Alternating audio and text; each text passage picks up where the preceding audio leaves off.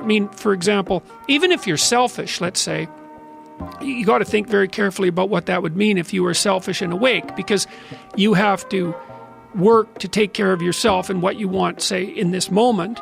But then there's you tomorrow, and there's you next week, and there's you next month, and next year, and 10 years from now, and when you're old. So because you're self-conscious and because you're aware of the future, you're actually a community unto yourself.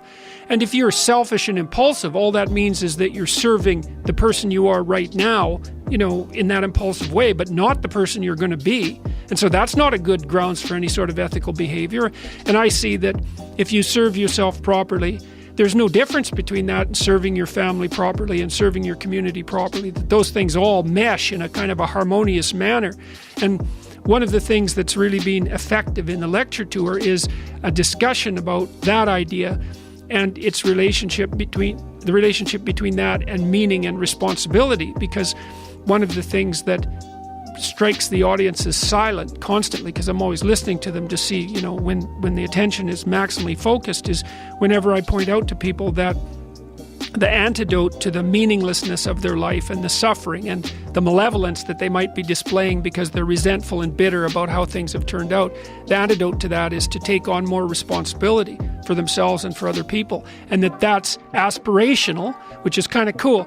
You know, the conservative types, the duty types, and I'm not complaining about them, you know, they're always basically saying, well, this is how you should act, because in some sense that's your duty, right? That's how a good citizen would act. And that's a reasonable argument. But the case that I've been making is more that, well, there is value distinctions between things.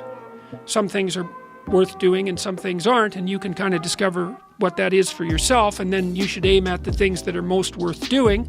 And what you'll find if you watch carefully is that the things that you find worth doing are almost always associated with an increase in responsibility. Because if you think about the people you admire, for example, you spontaneously admire people, and that's a manifestation of the instinct to imitate.